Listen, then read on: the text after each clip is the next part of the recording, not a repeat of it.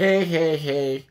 Ho, ho, ho. Hey, hey, hey. It's Elgin here at eXp Realty, the Elgin and Pilar Walker team. And yes, yes, yes, we're at a new day, new policies with real estate agents, listing agents, selling agents, buyers, sellers, all of that great stuff. I just did a video of that for some of my buyers, friends. I'm talking to sellers right now. Sellers, people putting their home on the market or considering putting their home on the market. What's the headline that you hear? The headline is, no more 6% real estate, commissions coming down. Sellers no longer responsible for buyers, agents, commissions. All those are really great talking points. We're going to hit on a couple of things here so you can have an understanding of what's going on in the marketplace. What's really going on. So, first thing that we have to acknowledge and that we have to understand, this is in the areas that I work in California, is originally, and this was in our contracts, the seller and their agent, the listing agent, would come to an agreement on whatever a percentage was that they would pay the real estate agent, the listing agent. The listing agent would then, from his or her commission, share commission to the buyer's agent. Whatever the amount was that the listing agent was sharing to the buyer's agent was published in our multiple listing service. So every buyer's agent knew what the commission was being paid to him or her through the multiple listing service. That is no longer allowed. That is no longer allowed at all. So, what's happening? What does that mean?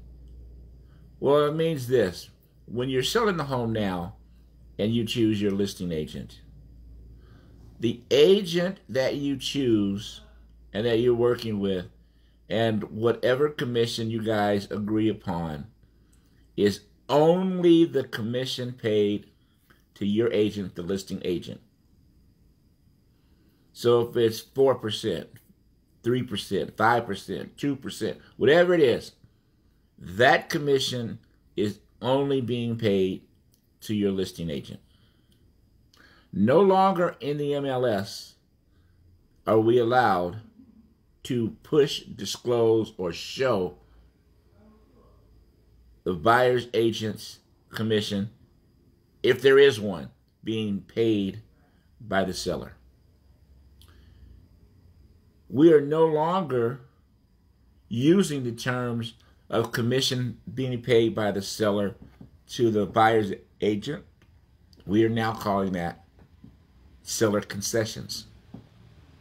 And that is a negotiable item. It's always been a negotiable item, but that is going to be a hot topic now as a negotiable item. In the MLS systems that I'm working at, where you will be required is this, is you will have to state, yes, the seller is open to concessions, or no, the seller is not open to concessions. That is something that has to be, quote unquote, disclosed. This is to my sellers, and this is honesty, in my opinion, is when you meet with your listing agent should provide you net sheets of what you approximately will get out of the sale of your home. There needs to be a net sheet if you were to pay what is I don't want to say standard or normal or whatever, but if there is a commission that you are willing to pay, a concession that you are willing to pay the buyer's agent with, you should have net sheet with that and a net sheet if there's nothing when you're making your decisions.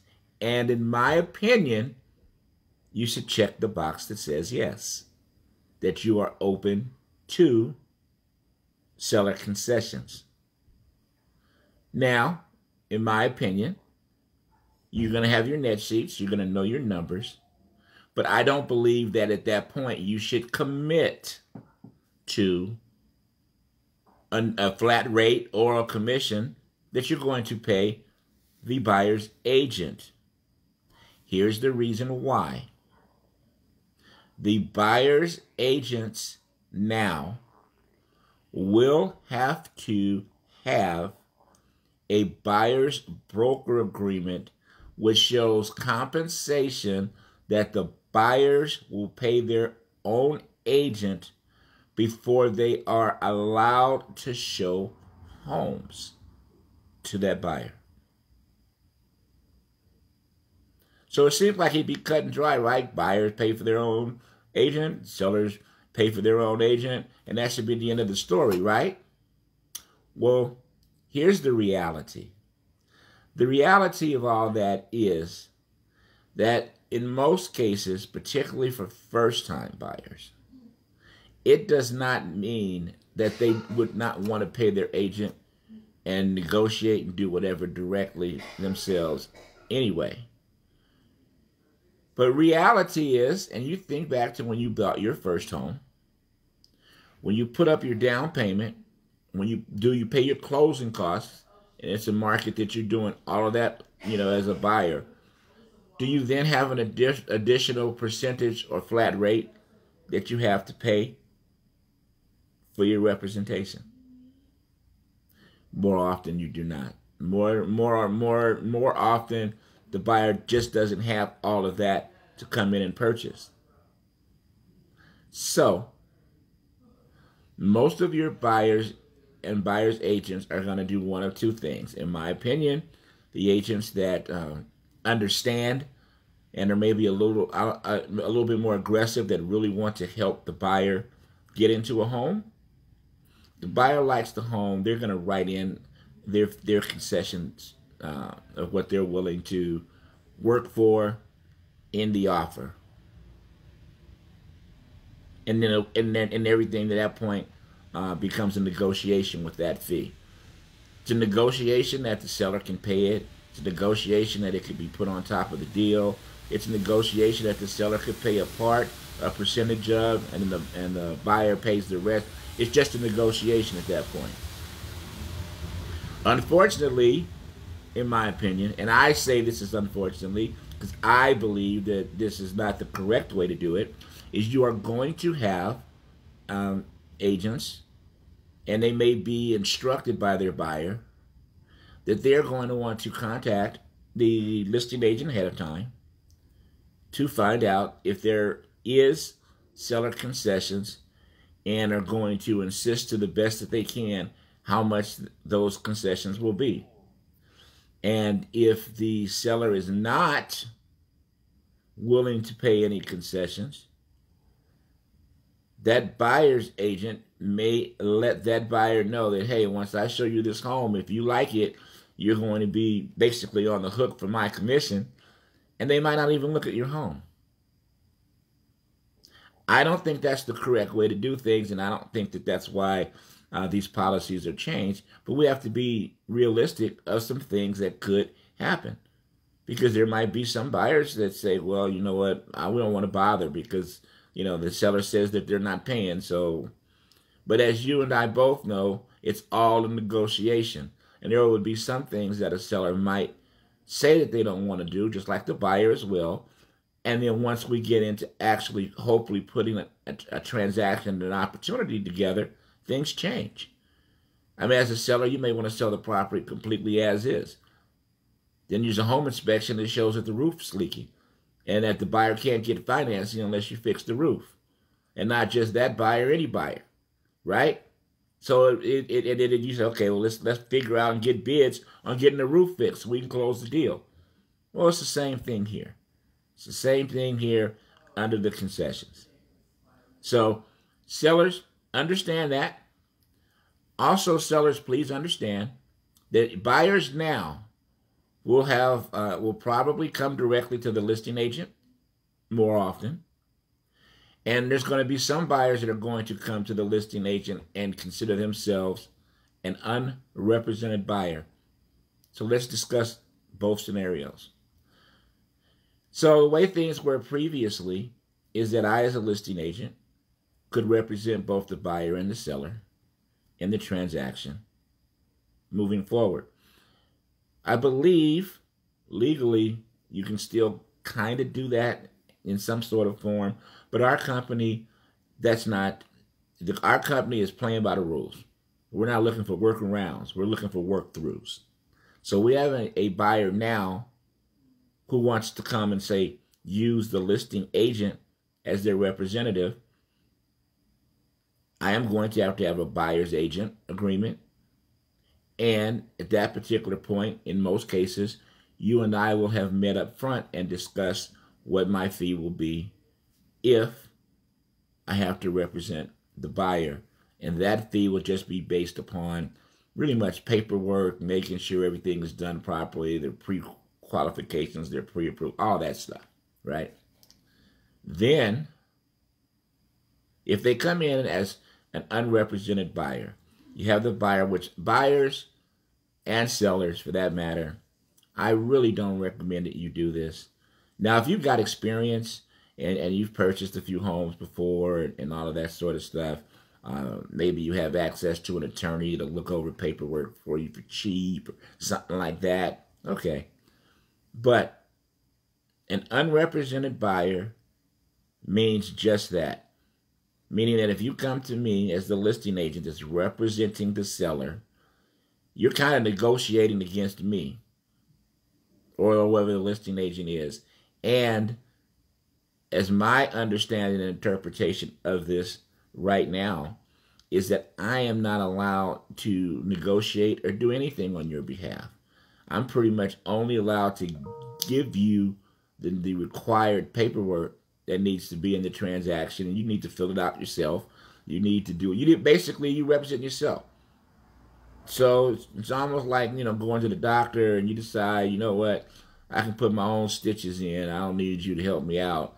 So, they pass you the stitches and the alcohol and whatever else it is, and you get the stitching. Well, that's what you'd be doing as an unrepresented buyer. Not necessarily the smartest thing. So there are things that you can do as far as going to the listing agent directly, or getting a buyer's agent, or asking the listing agent to give you a buyer's agent, or maybe at another cost, whatever. There's things that you can do, but what you should not do, in my opinion, is go in unrepresented. But it is an option, and sellers, you need to understand that. So we've got sellers.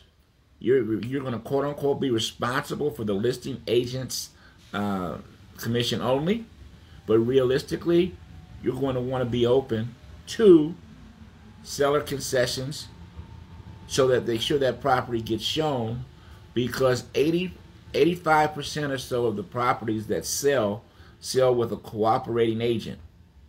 You don't want to kick yourself out of 85% of the market, just for that matter. Buyers can come in and they may go directly to the listing agent, and there may be some opportunities there for both buyer, seller, and an agent to maximize that opportunity. And the buyer may come in unrepresented at all.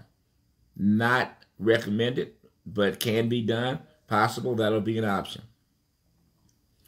One other thing, sellers, and I'm saying this already, and this is a big deal in my opinion, is please understand that if the buyer comes in and the buyer is going to completely pay their own agent to represent them, most of the time, those buyers are going to come in and their agent are going to be looking at a discount from your sales price. Now, I know multiple offers, probably there's going to be different, obviously, whatever. But from a buyer's agent and from a buyer's standpoint, they're going to be looking at you, Mr. and Mrs. Sellers, that we're paying our own agent, so you don't have as much commission to pay. They don't know what your agreement is with your listing agent, but they're going to assume that you're paying less commission. And if you're paying less commission, you have less cost to sell the home. they're going to be expecting some sort of a discount off of that price. Just keep that in mind. So at any rate, this is very fluid. If you guys watch First Take or hear my boy Stephen A., that's what he says, fluid. This is fluid. It may be different 6 months, a year from now. But as of August the 17th, this is the new school. This is how real estate is done. This is how it's done between agents. I'm encouraging you, sellers, to sit down with an agent and make sure that the agent explains these things to you so you know your opportunities and or your obligations. Price the property accordingly. Be prepared, because we obviously have things going on with that. But I'll tell you, sellers, what we got in our favor going right now, that's hopefully will push the market with a little bit more fuel to the fire, is the possible interest rates cutting. So, at any rate, you have questions, reach out to us. Elgin here, the Elgin and Plowwalker team, eXp Realty. We love you. God bless. Look forward to assisting you and your family with your real estate needs.